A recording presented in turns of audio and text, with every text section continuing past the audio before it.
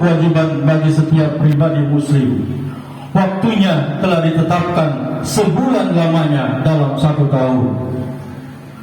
Dari segi lain dapat kita sebutkan bahwa puasa Ramadan merupakan ujian dan barometer bagi keimanan seseorang maupun dan kadar keimanan dalam menghadapi berbagai penderitaan lahir maupun batin.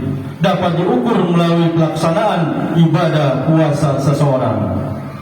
Dengan kata lain, ialah apabila seseorang muslim telah melaksanakan puasanya secara baik dan benar semata-mata hanya mengharapkan ridho Allah, berarti keimanan dan ketakwaannya kepada Allah telah mantap dan baik. Sebaliknya, orang yang berpuasa tidak benar atau bahkan tidak berpuasa sama sekali, berarti keimanan dan ketakwaannya kepada Allah belum mantap dan mereka tergolong orang yang merugi. Marilah kita renungkan kembali barang sejenak, siapakah hakikat diri kita ini? Seharusnya setiap manusia bertanya kepada diri sendiri, siapakah saya dan akan kemanakah saya? Sebagai jawaban, maka kita sendiri pula lah yang harus menjawabnya. Untuk pertanyaan-pertanyaan sudah tentu kita akan menjawab, saya adalah hamba Allah yang dimuliakan. Sebab sebagaimana tertera dalam Al-Quran bahwa sahnya manusia diciptakan untuk menjadi khalifah di atas muka bumi ini. Jawaban pertanyaan yang kedua, aku akan kembali kepada Allah apabila ketentuan ajalku telah tiba. Firman Allah Subhanahu wa taala, Bismillahirrahmanirrahim. Walaqad karamna bani Adam wa hamalnahum fi barri wal bahri wa razaqnahum minat thayyibati wa fadhalnahum ala katsiran mimma khalaqnahu tafsila.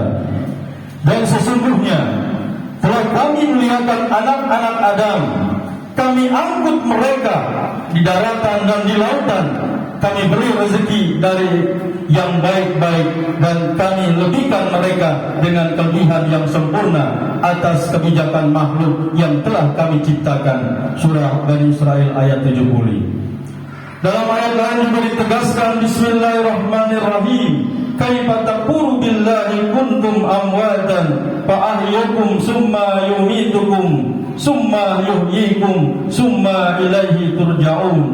Mengapa kamu kafir kepada Allah padahal kamu tadinya mati, lalu Allah menghidupkan kamu, kemudian kamu dimatikan dan dihidupkannya kembali, kemudian kepadanya kamu dikembalikan.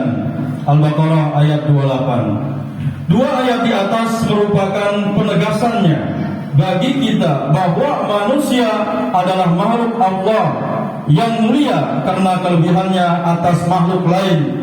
Dari tidak ada atas titahnya Allah, manusia tercipta, kemudian pada saatnya manusia akan kembali lagi kepada Allah Subhanahu wa ta'ala. Dalam proses perkembangan kehidupannya, manusia berbagai persoalan dalam kehidupannya di dunia berkilauan, sangat menggiurkan hati, mempesona, bahkan menumbuhkan gairah supaya hidup yang enak. Sejalan dengan titah kejadian manusia, Allah SWT memberikan akal sebagai ciri utama kelebihan manusia atas makhluk yang lain. Tetapi Allah juga memberikan hiasan nafsu sebagaimana diberikan sebagian kepada makhluk yang lain.